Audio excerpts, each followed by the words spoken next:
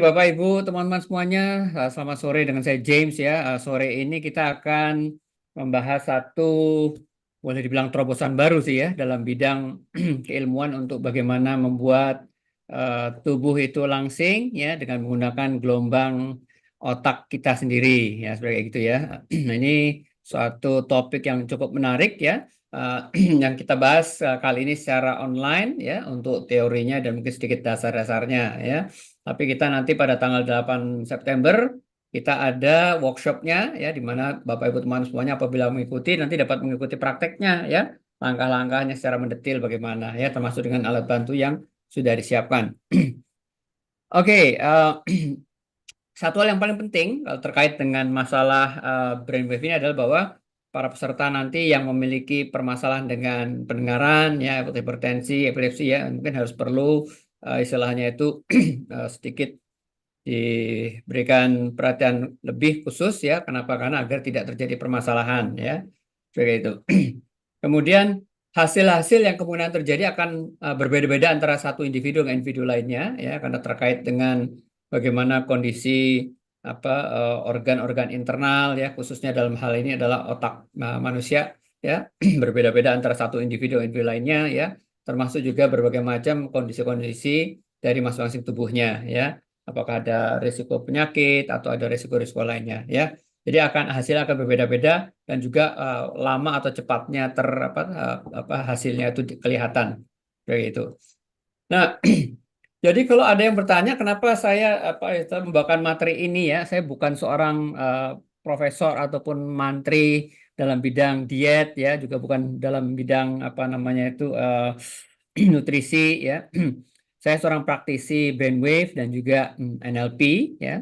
Jadi sebenarnya ini bermula dari tahun 98, saya mulai keheranan kok banyak sekali kejadian-kejadian yang menarik ya, yang ternyata setelah saya pelajari sejak tahun 2022 ya, itu banyak kaitannya dengan gelombang otak manusia ya, brainwave tadi ya.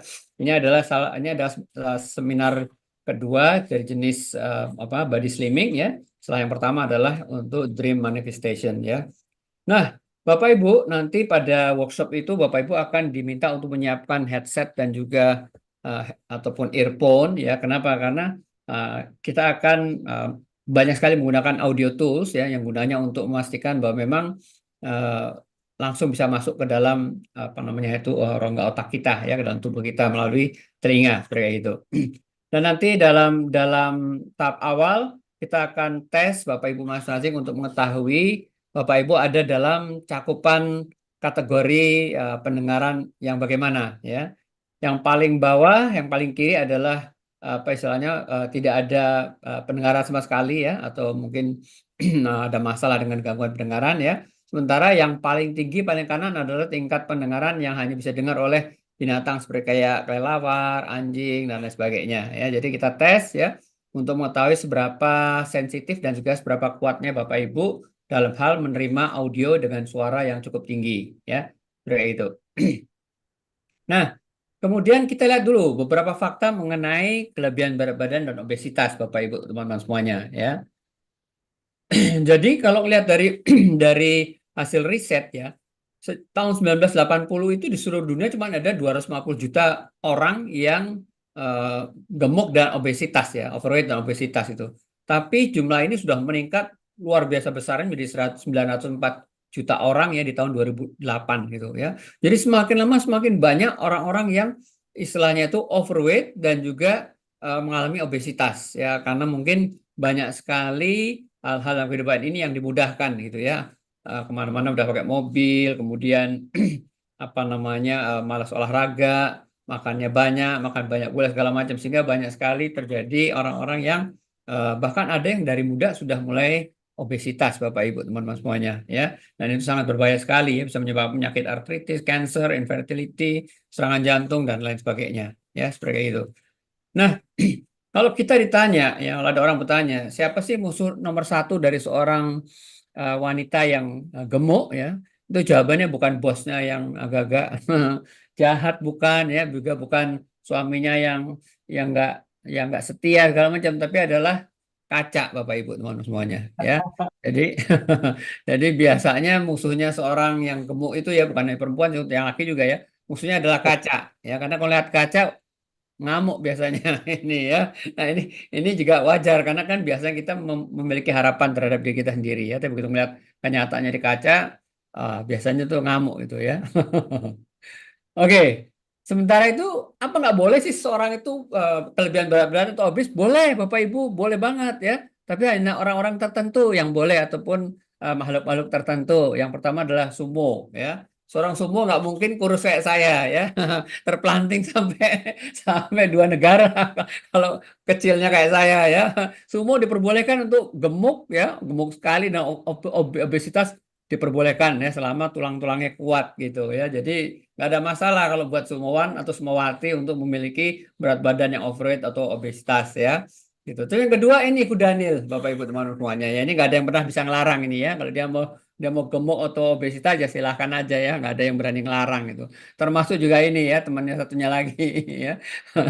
Mister Pingga Pinggi Porky Pig ini ya. Jadi memang memang eh, mereka-mereka ini boleh-boleh aja sih ya. Nggak ada masalah kalau misalkan overweight atau obesitas gitu ya. Tapi berbeda dengan manusia ya, khususnya selain Somawan atau Somawati. Nah, faktanya ya tahun 2022 1 dari 8 orang di dunia ya itu sudah hidup dalam obesitas loh. 12,5%, teman-teman, Bapak Ibu teman-teman semuanya di seluruh dunia ya. Ini kan gila ini ya. Jadi sudah double dari sejak tahun 1990 ya. Dan ada lebih dari 2,5 miliar dewasa ya overweight ya di atas 890 jutanya sudah obesitas gitu ya. Jadi mengerikan dan ada juga yang di bawah itu 30 juta anak-anak di bawah usia 5 tahun itu overweight ya. Dan 160 juta anak ya itu hidup dalam obesitas Bapak Ibu teman-teman semuanya ya. Ini juga luar biasa sih istilahnya itu ya. Nah, adik saya termasuk yang obesitas ya waktu masih kecil ya. Luar biasa perjuangannya untuk menurunkan berat badannya karena jadi sering banyak penyakit yang hadir itu loh ya.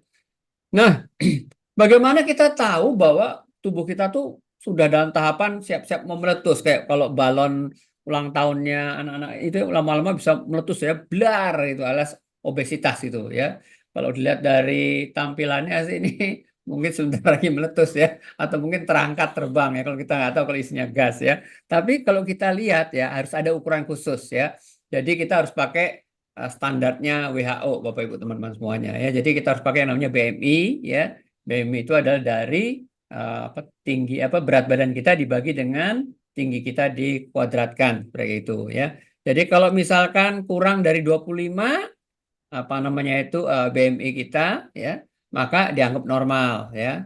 Tapi kalau 25 atau lebih ya, itu disebut overweight ya, kelebihan berat badan dan kalau lebih dari 30 itu obesitas ya. Dalam riset-riset di riset-riset klinis di dunia itu biasanya dipakai acuan 25 sampai 30 ya.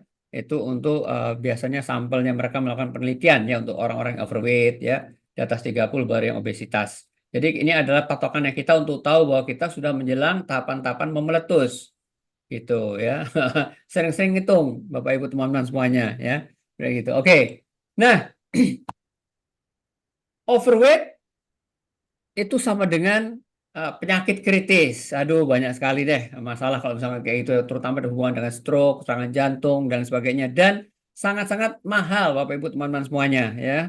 Ini ada salah satu tantenya istri saya sedang di rumah sakit. Bayangkan dia saking gemuknya dulu waktu gemuk ya, sekarang terus kemudian jatuh, sekarang lagi di rumah sakit itu masuk ICU 1 malam tuh 35 juta ya. Terus kemudian sekali minum obatnya untuk memperpanjang hidup itu 15 juta sekali suntik. Ya, jadi mahal sekali ya dan sangat berbahaya sekali kalau kita misalkan overweight ataupun sampai dengan obesitas ya. Kayak gitu. Nah, ujung-ujungnya sebenarnya ujung-ujungnya itu kembali lagi pada diri kita sih Bapak Ibu teman-teman semuanya ya. Yang pertama yang kita sorot adalah food habit atau kebiasaan makanan dan otak kita Bapak Ibu.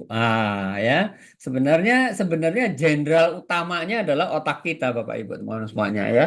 Karena siapa yang menggerakkan tubuh ini untuk makan misalkan aja ya gorengan. Nah, untuk makan steak ya, untuk makan babi panggang atau makan yang enak itu pasti otak kita yang nyuruh kan. Jadi sebenarnya food habit itu juga ada kaitannya dengan misalnya perintah dari otak kita. Nah, ini kita masuk ke beberapa faktor utamanya dulu nih ya sebelum kita masuk ke bagaimana metodenya ya. Nah, Bapak Ibu teman-teman semuanya, di dalam otak kita ya itu ada satu organ ya yang namanya amigdala. Nih kalau Bapak Ibu lihat sini ada yang namanya amigdala ya. Amigdala ini sifatnya seperti kayak hakim Bapak Ibu ya. Jadi kalau ada satu benda yang dilihat mata, yang dicium oleh hidung, yang dirasakan oleh lidah gitu ya, dan ini memberikan kesan, rasa dan pengalaman yang enak, dia akan stempel itu ya. Misalkan contohnya Bapak Ibu melihat atau berdiri dekat tukang sate lagi bakar sate ya. Kan baunya harum tuh. Jadi sama amigdala langsung stempel apa bau harumnya sate enak gitu. Nah, kalau udah nanti nyobain beberapa tusuk enak, tambah stempel lagi rasanya enak kayak gitu ya. Dan itu disimpan di dalam apa itu otak kita yang seperti kayak apa usus di pelintir-pelintir di bagian atas ya seperti kayak gitu. Nah, ini inilah sumber dari segala sumber masalah food habit kita Bapak Ibu teman-teman semuanya. Ya kenapa? Karena pada waktu kita kecil ya itu kita tuh sudah diberi macam-macam pengenalan dengan berbagai macam makanan, es krim dan lain sebagainya yang jujur-jujur aja rasanya memang enak ya, manis, gurih segala macam. Jadi sampai kita dewasa itu sudah melekat kuat sekali di dalam otak kita Bapak Ibu teman-teman semuanya ya. Jadi kalau kita dikasih lihat gambarnya apa namanya itu es krimnya siapa tuh Baskin gitu ya, kita udah langsung ngebayangin, udah rasanya manis-manis enak gitu gimana ya, ya kan? Terus dikasih gambarnya sate, wah langsung perut kita keroncongan kayak gitu ya. Jadi ada beberapa apa kondisi di mana amigdala ini benar-benar memberikan apa istilahnya itu kesan yang sangat mengikat sekali seperti kayak gitu ya. Dan kita nyerah aja gitu loh ya. Kenapa? Karena mekanisme tubuh kita tuh sebenarnya punya satu hormon yang namanya ghrelin ya. Itu kalau perut kita kosong dia baru ngasih informasi ke atas ke otak kita ya. Ke otak kita hipotalamus bahwa perutnya kosong gitu. Nah, tapi karena apa istilahnya ini tadi ya, gara-gara si amigdala ini punya catatan yang enak-enak, keren-keren di kepala kita. Jadi kalau ada yang masuk melalui panca indera kita, mata, hidung atau lidah ya, itu otomatis timbul perasaan enak ya. Manusia kan senang dengan perasaan enak Bapak Ibu teman-teman semuanya ya. Jadi tanpa adanya rasa lapar dalam perut pun kita nyosor ke tukang sate. Ya. Beli es krim ya. Kayak saya segala macam es krim, Campina segala macam nggak tertarik. Tapi begitu dung-dung doger lewat, nah udah deh. Kalau doger gua kejar bener-bener kemana-mana. Jadi emang amigdala ini kurang ajar ya. Dia menyebabkan segala macam apa ketagihan kita atas food yang menyebabkan food habit atau kebiasaan makan kita ya. Nah, ini dia nih Bapak Ibu teman-teman ya. Jadi ini juga sebabnya kenapa segala macam diet-diet yang dilakukan oleh para ibu, para remaja putri segala macam termasuk dengan para putra, para pria ya. Itu banyak yang gagal. Kenapa? Karena tubuh kita itu memang kalau misalkan berasa lapar segala macam kayak gitu ya, itu mengeluarkan perasaan nggak enak gitu teman-teman ya, perasaan nggak enak gitu. Jadi jadi apa namanya kita nggak ada apa instruksi lain, cuman segera cari makanan seperti kayak gitu ya. Karena apa namanya hunger pangs ya teman-teman ya. Seperti kayak kalau misalkan kita diamin terus nanti perut kita bunyi kayak makhluk Yeti ya, growling ya kalau misalkan bahasa Indonesia itu keroncongan kayak gitu ya. Nah, jadi tubuh kita itu kan punya satu mekanisme untuk survival, untuk tetap bertahan hidup ya. Jadi dia selalu berusaha untuk maintain comfort ya, nyaman, aman seperti kayak gitu, menghindari sakit dan sebagainya ya. Jadi begitu begitu ada sedikit aja rasa tidak suka, tidak segala macam, dia langsung memerintahkan tubuh kita secara otomatis ya, pikiran bawah sadar kita memerintahkan tubuh kita secara otomatis untuk mencari yang bisa menghilangkan rasa nggak enak atau rasa sakit atau rasa apa lapar tadi ya. Nah, ini sebabnya kenapa apa istilahnya program-program diet itu gagal ya. Kalau mau sukses sebenarnya sih gampang ya kalau kita jalanin program diet ya. Jangan ditaruh di apa satu kotak itu, taruhnya di tengah hutan atau di tengah di atas gunung gitu. Jadi walaupun nyari makanan nggak bakal ketemu gitu ya. Baru berhasil ya. Ini hasil riset dari Profesor Bradford ya. Jadi hunger lah yang menyebabkan program-program diet itu gagal, Bapak Ibu teman semuanya ya. Nah, kemudian ada penelitian juga bahwa ya segala sesuatu bermula dari mata, Bapak Ibu teman semuanya ya, dari mata. Jadi kalau misalkan apa namanya tuh hasil risetnya tuh gini, kalau ternyata ditunjukkan makanan ya seperti kayak pizza kayak gitu ya, yang makanan berkalori tinggi ya, mungkin karena sebelumnya kita udah pernah ngerasain kayak gitu ya, itu menimbulkan perasaan yang luar biasa nyaman gitu di dalam otak kita itu ya. Apa jadi kita tuh lebih lebih merasa lebih nyaman dibandingkan ditunjukkan misalkan aja fotonya semangka gitu ya, walaupun semangka juga rasanya manis enak, tapi kalau misalkan kalorinya lebih rendah ya, itu kita rasa nyamannya lebih sedikit, lebih kecil kayak gitu ya. Wah, kayak saya tadi aja lah ya, tunjukin apa es dungdung sama es doger ya, pasti rasa bahkan timbul rasa nyaman buat saya adalah yang es doger seperti itu. Jadi ini memang sudah apa sudah sudah apa pakemnya tubuh kita gitu ya. Kalau melihat makanan-makanan yang berkalori tinggi ya, itu tubuh kita tuh menyerukan rasa nyaman yang lebih eh, dahsyat dibandingin kalau melihat makanan atau apapun yang kalorinya rendah. Kayak gitu. Nah, ini sebenarnya kalau misalkan kita disiplin terhadap diri kita pribadi ya dalam hal program diet ya, ini kita bisa ngakalin teman-teman ya, bisa ngakalin kayak gitu. Nah, kemudian ada juga apa riset kalau ini terkait dengan minuman ya. Minuman itu ternyata kalau ditambah ada esnya gitu ya, itu menimbulkan rasa nyaman yang lebih tinggi Bapak Ibu teman-teman dibandingin kalau nggak ada esnya ya. Jadi memang memang tubuh kita tuh selalu mencari yang nyaman ya. Kalau misalkan apa istilahnya ya, kue-kue nggak ada apa istilahnya itu kejunya, nggak ada gula-gulanya itu rasanya kok kayak nggak enak gitu ya di dalam apakah apa mulut kita itu kayak gitu ya. Nah, memang ada juga beberapa beberapa teknik untuk mengurangi food habit itu adalah dengan tidak terlalu banyak melihat makanannya. Ya, jadi ada salah satu teman di kantor kami itu dia yang lain ibu-ibunya tuh udah pada gemuk-gemuk, dia tuh slim banget kurus gitu. Terus kan kita kan penasaran, kita tanya. Jadi dia tuh rupanya kalau misalkan saatnya makan kayak gitu, dia nggak cari-cari dulu kayak kita ngeliat-liat apa enak-enaknya ya makan hari ini siang ini apa ya, apa gado-gado atau apa. Enggak, dia langsung langsung pesen tetet, habis itu makan datang nggak pakai dilihat langsung makan dan dia apa menyambi makannya sambil disambi makannya. Kan dari situ saya langsung melihat adanya suatu upaya dia untuk memutus mata rantai antara kenyamanan yang ada di otak dengan pengalamannya dia saat makan, pengalaman dia saat lihat makanan seperti kayak gitu ya. Pantesan aja dia nggak pernah gemuk kalau saya perhatikan, padahal makannya sama banyak seperti kayak kita gitu ya. Jadi ada mekanisme yang dia pakai untuk bagaimana memutuskan rasa nyaman yang ditimbulkan di otak manusia kayak gitu ya, khususnya di otaknya dia sendiri.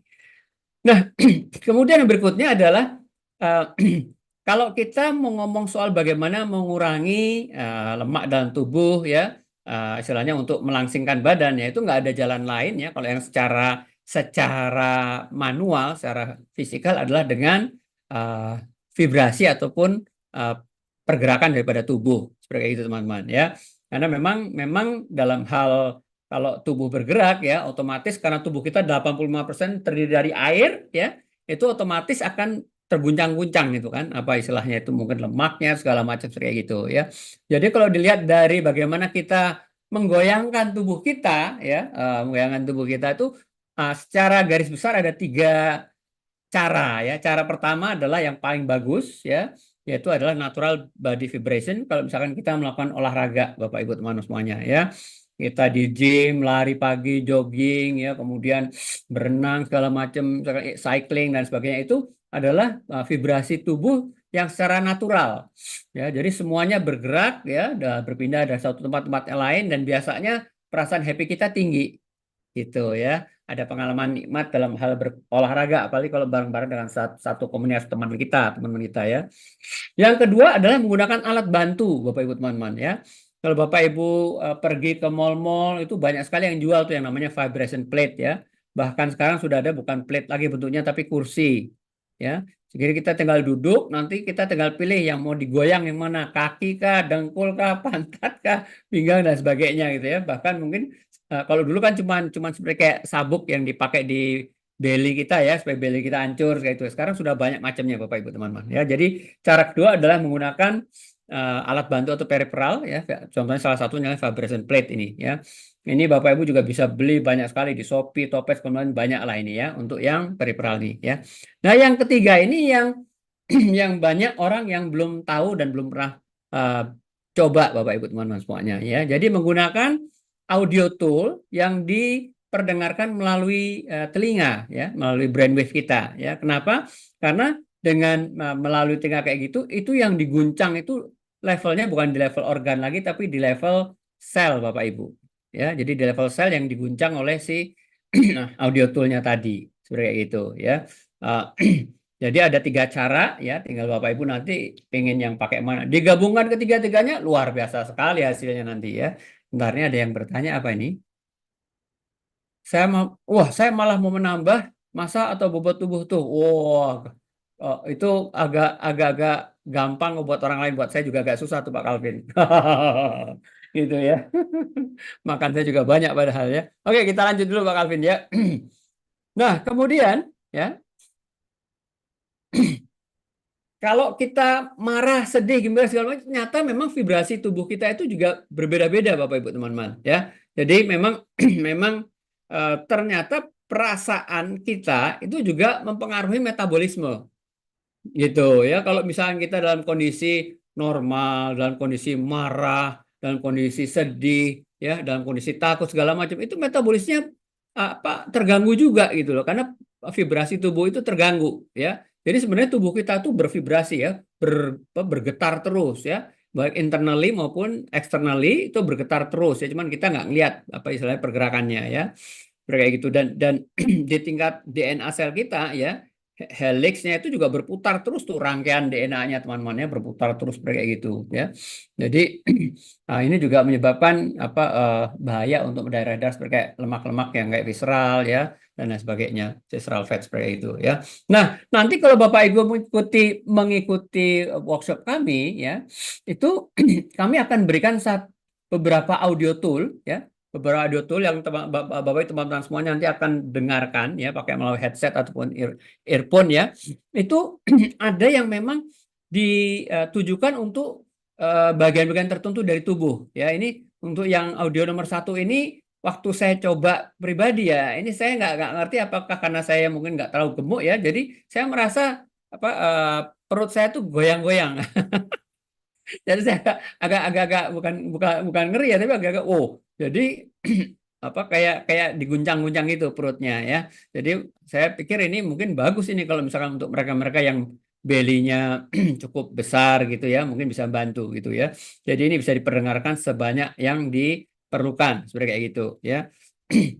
Terus kemudian kita juga akan berikan audio tool ya, yang nomor 2 ini dia lebih lebih menarik lagi. Kenapa ya? Jadi mungkin kalau kita dengarkan cukup lama seperti itu, kita akan berkeringat Bapak Ibu teman semuanya. Seperti kayak tubuh kita tuh membakar kalori cukup banyak ya. Jadi seperti seakan-akan kita tuh habis olahraga ya. Cuman tingkat olahraganya mungkin berbeda-beda antara satu orang dengan orang-orang yang lainnya seperti itu Bapak Ibu ya. Memang menarik sekali ya, buat ternyata pergerakan dari dalam internal itu juga bisa sama efektifnya dengan pergerakan dari luar seperti kayak olahraga seperti kayak gitu ya.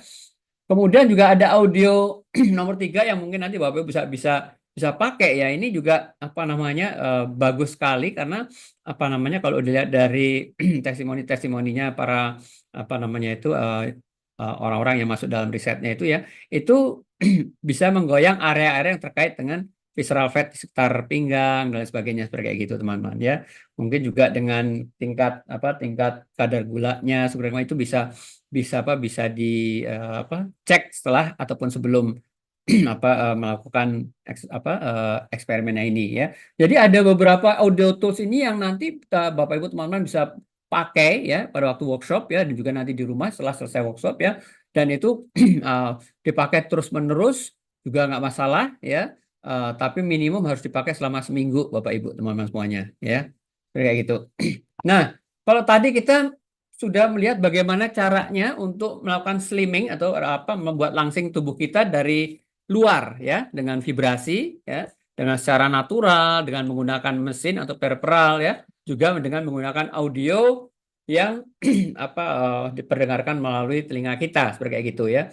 Itu adalah menggunakan brainwave ya, tapi jenis brainwave-nya beta dan gamma, ke arah beta dan gamma ya. Jadi yang dalam kondisi kita full wake up ya, dalam kondisi kita benar-benar istilahnya tuh sedang sedang segar ya, tidak ngantuk dan sebagainya seperti itu ya. Nah, tapi ada juga cara yang kedua adalah menggunakan brainwave ya, yang menggunakan apa namanya itu alam bawah sadar.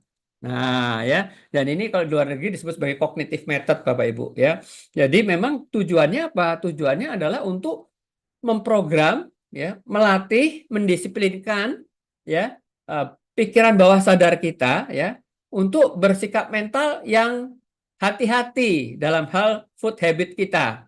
Nah, ini Bapak Ibu teman-teman kata kuncinya ya. Kalau sekarang ini kan kita terbawa oleh istilahnya itu ya istilahnya pemrograman masa kecil ya, kasih tunjuk es krim Campina enak manis beli nggak masalah, terus kemudian sate enak nggak masalah, steak enak nggak masalah gitu. Jadi semuanya PBS kita membolehkan itu gitu ya. Nah sekarang kita berusaha nanti bagaimana kita program ulang ya, program ulang kita punya pikiran bawah sadar itu supaya tidak gampang istilahnya itu memerintahkan tubuh kita untuk istilahnya itu mengikuti ajakan naluri lapar, haus mata, ya, haus telinga, seperti kayak gitu ya. Itu adalah caranya secara cognitive method, Bapak Ibu teman-teman semuanya ya. Jadi yang namanya pikiran bawah sadar itu sangat powerful sekali ya. Kalau brainwave jaringan tubuh ada Bu, tadi barusan sih, barusan tadi kayak kita jelaskan tiga jenis ya, tiga jenis audio tool yang untuk merangsang brainwave beta dan gamanya ya. Nah, ini kalau kita lihat Ibu Mary Morrissey ini kan beliau ini kan sebenarnya adalah seorang ibu yang terkena kanker nefritis ya, ginjalnya sudah kena itu waktu tahun 67. Jadi satu ginjalnya sudah diangkat, belum diangkat, sudah rusak total dan yang satunya lagi sudah separuh rusaknya ya. Zaman 1967 itu belum ada cuci darah, belum ada transplantasi ginjal ya Bapak Ibu teman-teman semuanya, sehingga dokter-dokter bilang bahwa dia hanya punya waktu 6 bulan ya, habis itu dipastikan mati lah kayak gitu. Jadi malam itu pihak rumah sakit ya menyediakan seorang suster ya, suster dari gereja ya untuk dampingin berdoa mungkin karena besoknya mau diangkat itu ginjalnya, takutnya meninggal setelah diangkat dioperasi salah satu ginjal yang rusak parah itu ya. Nah, tapi si suster ini pinter banget, dia bilang sama si Bu Mary Morrissey ini ya, jadi apa yang kamu pinginkan sih dalam hidup ini? Apa yang kamu impikan? Nah, di situ bilang nih si Bu Mary Morrissey ya bahwa saya tuh sebenarnya sangat memimpikan punya taman kanak-kanak ya. Saya suka dengar celotehnya anak-anak berlarian ke sana sini kaki-kakinya ya. Kemudian mereka bercanda-canda ya, dan juga saya suka pingin dalam hidup saya itu saya bisa berbagi kepada orang banyak ya di seminar dan sebagainya seperti itu. Jadi suster bilang, "Oh, kalau gitu mulai sekarang kalau kamu lagi sendirian, kamu lagi agak sedikit ada punya waktu atau pokoknya sempatkan untuk terus-menerus membayangkan dirimu itu berada di taman kanak-kanak kecil kamu itu ya, kamu lihat anak-anak kecil berlari ya, teriak-teriak minta gendong dan sebagainya ya, juga kamu bayangkan kamu memberikan seminar ya di publik segala kayak itu terus harus kamu lakukan. Nah, dan si Mary ini nurutin selama 6 bulan, dia lakukan itu terus ya sampai akhirnya 6 bulan lewat, dia harus periksa lagi ke rumah sakit dan ternyata menurut si kepala dokter yang menangani dia bilang bahwa we don't have any medical terms untuk your condition seperti itu ya. Kenapa? Karena dari hasil pengamatan mereka bahwa ternyata ginjalnya Mary yang separuh itu ternyata tetap sehat dan sudah tidak ada tanda-tanda kankernya ya. Jadi kekuatan pikiran bawah sadar kita itu ternyata bisa diprogram sedemikian rupa ya, bahkan bisa memerintahkan untuk terjadinya perbaikan ya di dalam tubuh kita ya. Nah, ini kisahnya Mary Morrissey ini luar biasa sekali ya. Dan sampai sekarang beliau masih hidup nih. Kalau teman-teman nanti bisa cek di YouTube atau di Google ya, Mary Morrissey itu masih banyak memberikan seminar-seminar ya. Salah satu fansnya suka dengerin dia seminar ya. Juga motivator terkenal si ibu ini ya.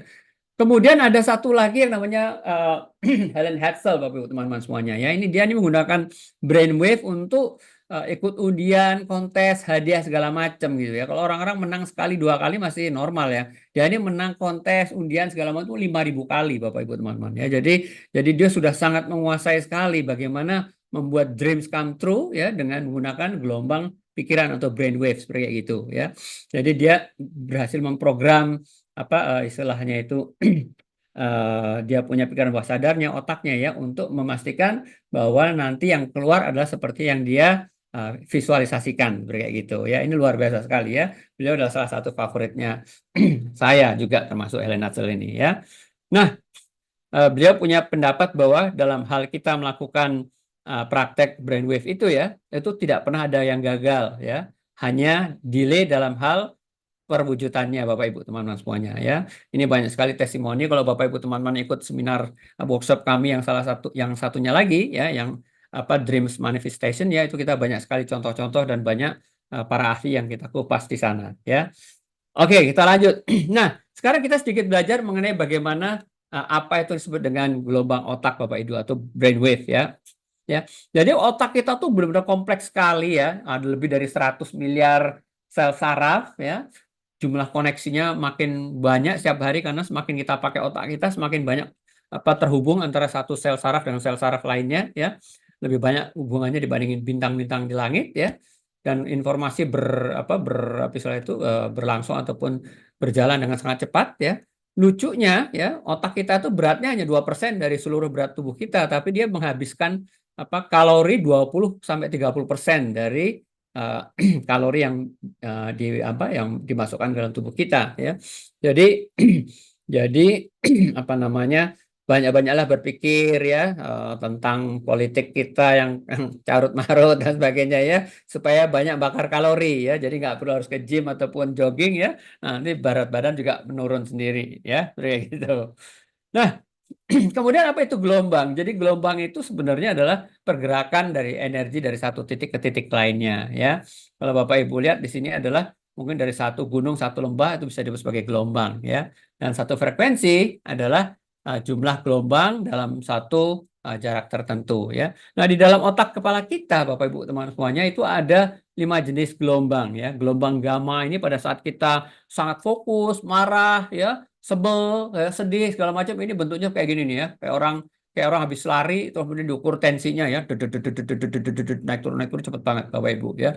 Tapi dalam kondisi kita melek normal ya, itu seperti kayak yang beta ini ya, naik turunnya banyak juga tapi tidak serapat yang di gamma ya, seperti kayak gitu.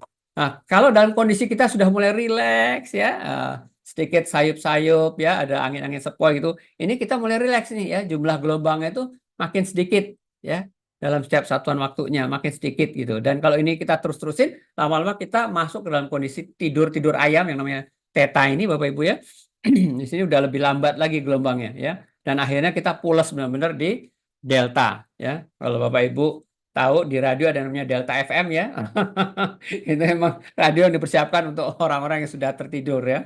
Seperti kayak gitu ya. Jadi jadi ada juga yang para ahli ada yang bilang bahwa theta ini adalah brainwave ataupun gelombang gelombang otak yang dipakai untuk berkomunikasi dengan higher intelligence. Ya, higher intelligence itu termasuk dengan malaikat ya, termasuk dengan divine ataupun Tuhan Yang Maha Esa dan lain sebagainya. Bapak Ibu teman-teman semuanya ya.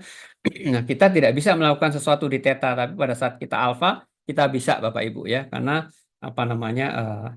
pada garis nanti interseksinya itu kita bisa transmit juga seperti kayak gitu ya.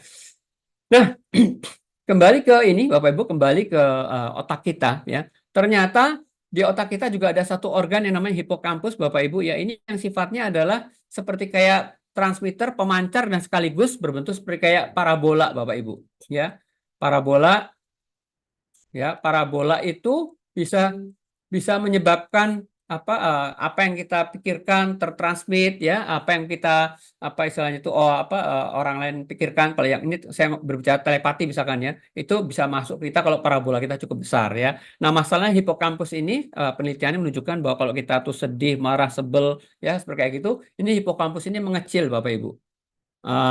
Seperti kayak gitu ya. Jadi kalau misalnya kita mau berdoa, kita mau melakukan brainwave praktek ya, sebaiknya hipokampusnya dinormalkan dulu ya, dinormalkan dulu dengan menggunakan teknik-teknik tertentu dan juga ada audio tool tertentu Bapak Ibu ya, supaya pada saat nanti kita mau berdoa, kita mau melakukan visualisasi atau manifestasi ya, itu bisa yang optimum hipokampusnya. Seperti itu. Ini yang banyak orang-orang yang nggak sadar gitu. Kenapa sih saya melakukan manifestasi kok nggak berhasil-berhasil, seperti kayak gitu ya. Mungkin kondisinya dia habis marah, habis sedih segala macam langsung manifestasi atau visualisasi ya hasilnya jadi nggak optimal kayak gitu ya. Nah, Bapak Ibu, di dalam brainwave communication ya, itu konsepnya adalah konsep energi seperti kayak yang Albert Einstein bilang bahwa semuanya adalah energi ya.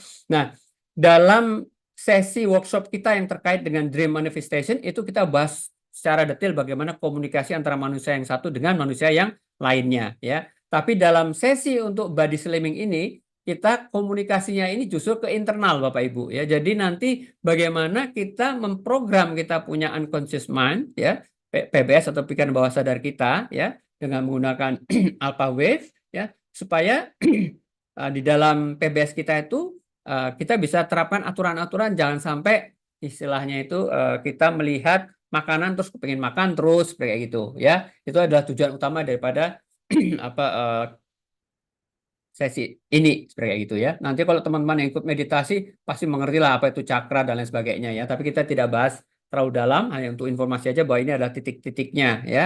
Seperti itu. Nah, Bapak Ibu, kalau kita melihat dengan apa istilahnya itu alat khusus ya, itu terlihat kepala kita tuh dipenuhi dengan pancaran-pancaran gelombang keluar dari kepala kita Bapak Ibu teman-teman semuanya ya. Jadi ini bisa bisa terhubung ya dengan yang namanya medan medan energi yang namanya torus karena setiap manusia itu memiliki apa medan energi ya. Kalau misalkan Bapak Ibu teman-teman mengerti memakai multitester bisa tuh kita tes tuh ya antara apa otak sisi kiri dan otak kanan seperti gitu ya. Jadi memang ini bisa menyebabkan kita terhubung dengan orang lain ya. Saya punya banyak pengalaman pribadi juga terkait dengan koneksi dengan orang lain ya menggunakan brainwave ini ya. Tapi kita fokusnya di sini ada komunikasi sendiri. Nah, sementara itu ya teman-teman ya di tiap-tiap apa bagian otak kita itu ya itu ada tempat untuk energi imprint atau bekasnya energi dari orang lain Bapak Ibu ya. Jadi kalau misalkan kita berhadapan dengan orang yang marah-marah, ngamuk, isinya negatif terus segala macam itu dia punya energi negatif itu nempel ya di otak kita Bapak Ibu teman-teman semuanya ya. Ada yang namanya negatif energi imprint di dalam otak kita kemudian juga di dalam sel-sel tubuh kita seperti itu dan itu berbahaya sekali ya seperti kayak gitu. Ntar ya ini ada ini ya. Jadi apa sangat berbahaya sekali kalau kita dikelilingi oleh orang-orang yang negatif thinking ya. Orang-orang yang apa isi pikiran bawah sadar itu makan aja terus itu udah disaster total Bapak Ibu ya. Ya kenapa? Karena pikirannya kita akan terbawa itu ya, akan terbawa karena kita terinterkoneksi dengan orang-orang sekitar kita ya. Begitu. Jadi berbahaya sekali. Nah, makanya salah satu yang sangat disarankan ini kalau bentuknya seperti ini teman-teman ya. Jadi dalam tubuh kita tuh ada dua area di mana terjadi vibrasi yang cukup gede ya. Pertama di area jantung karena jantung kita berdegup ya. Kemudian di area kepala kita. Ya, jadi makanya sini ada kayak dua medan energi di Bapak Ibu yang kecil di area jantung ya. Dan yang gede ini adalah dari keseluruhan area daripada otak dan tubuh kita. Kayak gitu ya. Ini menyebar kemana-mana. Kalau ada orang lain yang kebetulan sama frekuensi dengan kita, itu bisa terhubung Bapak Ibu ya. Maka kadang-kadang kita bisa seperti kayak telepati dengan orang tersebut ya. Kita kepengen makan sate, dia juga, gimana kalau kita makan sate? Nah, nyambung tuh Bapak Ibu ya. Kenapa? Karena frekuensinya sama seperti kayak gitu ya.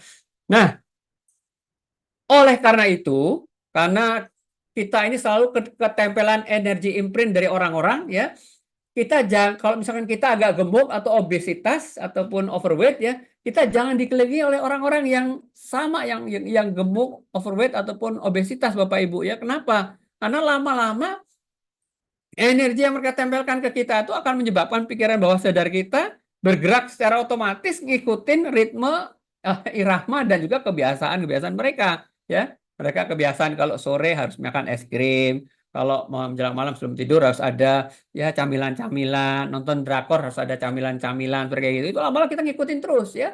Jadi nggak akan mungkin program diet kayak apapun bagusnya bisa kita jalanin ya. Nah, kita harus berada di lingkungan orang-orang yang apa istilahnya itu slim ya, healthy supaya kita terbawa oleh mereka punya energi imprint yang positif negatif positif kayak gitu kan. Coba aja kalau misalkan teman kantor kita orangnya apa slim gitu ya, makannya buah-buahan atau sayur salad gitu. Kita ajak makan di steak sama yang burger yang ini pasti dia nolak gitu kan. Enggak ini. Nah, itu akhirnya kita terbawa ini apa terbawa oleh energinya mereka seperti kayak gitu ya. Ini salah satu yang paling saya sarankan kalau untuk teman-teman yang mungkin agak sedikit overweight atau obese ya, ini wajib dikelilingi oleh orang-orang yang slim dan healthy seperti kayak gitu Bapak Ibu teman semuanya ya.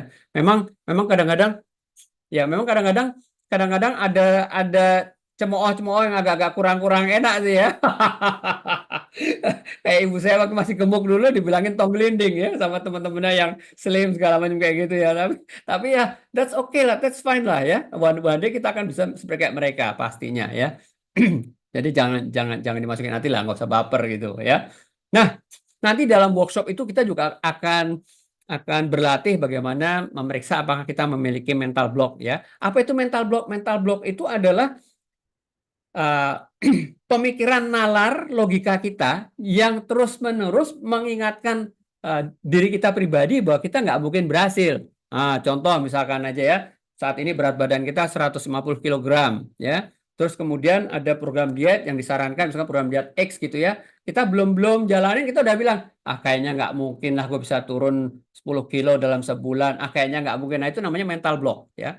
Kalau mental blocknya kita tinggi ya, mau dikasih saran apapun nggak akan bisa dijalankan ya oleh diri kita ya, karena kita punya mental block yang dibentuk oleh pikiran bawah sadar kita, mostly Bapak Ibu teman-teman semuanya ya. Jadi kita nanti ukur di di dalam workshop tersebut ya bagaimana mental blocknya ya dan bagaimana solusinya nanti ya kayak gitu ya. Dan beberapa metode yang nanti akan diajarkan dalam workshopnya ya. Ini salah satunya ya, saya kasih bocoran ya. Ini adalah kalau tadi orang-orang yang overweight dan obesitas adalah sangat benci dengan kaca ya, dengan mirror ya, dengan kaca ya. Ini malah kebalikannya, justru sekarang harus bersahabat dengan kaca. Ya. Jadi jadi kita manfaatkan kaca itu untuk memprogram pikiran bawah sadar kita. Gitu ya. Jadi kita benar-benar istilahnya itu proyeksikan ke dalam pikiran bawah sadar kita bahwa ini loh ya kan, saya ya tubuhnya kayak gini, kemudian beratnya 54 kilogram ya, seperti kayak gitu. Dan ini harus dipraktekkan setiap saat kita melihat kaca Bapak Ibu teman-teman semuanya ya. Uh, percaya sama saya deh ya. Kalau kita lakukan ini lama-lama itu akan terbentuk sendiri PBS kita ya, pikiran bawah sadar kita untuk mulai pelan-pelan menolak gitu lah. Menolak apa? Menolak apa istilahnya itu jajan-jajanan, cemil-cemilan. Kenapa? Karena di situ ada ada misi ya. Jadi pikiran bawah sadar kita atau unconscious mind itu dia nggak bisa tahu yang mana yang benar atau salah ya, yang kita kasih tahu ke dia. Tapi yang jadi misi dia cuman apa yang kita masukkan ke situ dia mau tunjukkan buktinya. Seperti itu Bapak Ibu teman-teman semuanya ya. Jadi dari dalam kita lakukan self hypnosis teman-teman ya, seperti kayak gitu. Nah, bisa dilakukan nanti dengan metode Nikola Tesla juga ya. Bedanya cuman kalau tadi cuma ngeliat kaca, kalau ini kita cuma lakukan dengan ritme 3 kali pada saat kita mau kita baru bangun tidur ya. Kemudian 6 kali pada saat habis makan siang dan 9 kali pada saat mau tidur ya. Jadi agak lebih banyak melakukan itu self hypnosisnya ya dibandingin yang ini. Kalau ini kan hanya lihat kaca, setiap kali ngeliat kaca kayak gitu ya. Oke, nah dari hasil data riset di dunia ini Bapak Ibu teman-teman ya, untuk program penanganan kelebihan berat badan, overweight dan juga obesitas ya, itu ternyata menggunakan self hypnosis yang tadi saya sampaikan barusan itu tingkat sukses rate-nya gede sekali ya. Bahkan sejak tahun 90 itu sudah lebih dari 2 kali ya. Tingkat kesuksesnya lebih 2 kali daripada mereka-mereka yang tidak hanya melakukan diet biasa ya. Dan kemudian sukses rate-nya bisa sampai 93% ya, 1970 ya. Terus kemudian ada yang di Jurnal Consulting and Clinical Psychology itu bisa sampai 30 kali lebih besar penurunan berat badannya dibandingin yang tidak melakukan self hypnosis seperti kayak gitu Bapak Ibu teman-teman semuanya ya. Jadi ada apa istilahnya itu faktor kuat sekali ya untuk sukses ya. Kenapa? Karena datangnya dari dalam ya, bukan dari luar Bapak Ibu teman-teman semuanya ya. Dari dalam berupa pemrograman pikiran bawah sadar kita atau PBS kita itu tadi ya. Jadi lebih cepat dan umumnya permanen dibandingkan dengan misalkan diet-diet yang tertentu yang sifatnya dari luar Bapak Ibu teman-teman semuanya ya. Jadi kalau yang dari dalam itu yang bekerja adalah pikiran bawah sadarnya ya. Sekali pikiran bawah sadarnya sudah berisi instruksi-instruksi yang bagus untuk menangani masalah apa istilahnya itu kegemukan dan obesitas ya, itu jalan sendiri selamanya, permanen hasilnya. Jadi nggak sekarang turun 5 kilo ya, sebulan depan naik lagi 10 kilo seperti itu, nggak seperti kayak gitu ya, karena mesinnya yang sudah diprogram ulang. Kira-kira kayak gitu ya. Oke, jadi nanti pada saat workshop itu kita akan banyak berpraktek Bapak Ibu teman-teman semuanya ya. Kita akan uh, praktek juga untuk yang menggunakan brainwave ya, khususnya yang alpha wave ya. Terus kemudian kita apa simulasikan bagaimana self hypnosis itu kita lakukan ya, sehingga bisa memberikan hasil yang optimal ya. Kalau misalkan kayak contohnya di layarnya kan bisa turun 170 pound ya, sekitar sekitar berapa dibagi dua aja kalau misalkan itu ya 80-an kilo seperti itu si ibunya ini ya. Jadi dia hanya melakukan apa namanya itu pemrograman PBS-nya ya, pikiran bawah sadarnya seperti kayak gitu. Ya, jadi nanti dengan metode segitiga ini ya, brainwave for body slimming ya, mind body soul ini ya, ini akan menyebabkan kita punya pikiran bawah sadar itu ya ter terprogram dengan satu misi, pokoknya ini badan saya adalah yang sebelah kanan gitu ya. Itu adalah apa yang dipatri nanti dalam pikiran bawah sadar kita kalau misalnya kita adalah seorang wanita ya. Jadi nanti bisa perlahan-lahan si PBS-nya itu akan berusaha membuktikan kepada Bapak Ibu teman semuanya bahwa itu bisa terbentuk itu ya. Mungkin akan timbul perasaan keheranan bagi kita kan. Biasanya kalau dengar tok tok tok tok toprak lewat, kita udah kayak kayak apa orang kebakaran jenggot gitu baru lari ke pagar ya. Ini kok tumben gitu ya. Tak tok tok kitanya diam-diam aja seperti kayak gitu ya. Jadi jadi nanti pikiran bawah sadar itu akan mengatasi semuanya itu Bapak Ibu teman semuanya ya. Oke, jadi nanti kalau Bapak Ibu yang berminat untuk mengikuti workshopnya ya, nanti bisa daftar dengan apa scan apa barcode-nya itu atau mungkin dengan register di link yang akan di layar ya.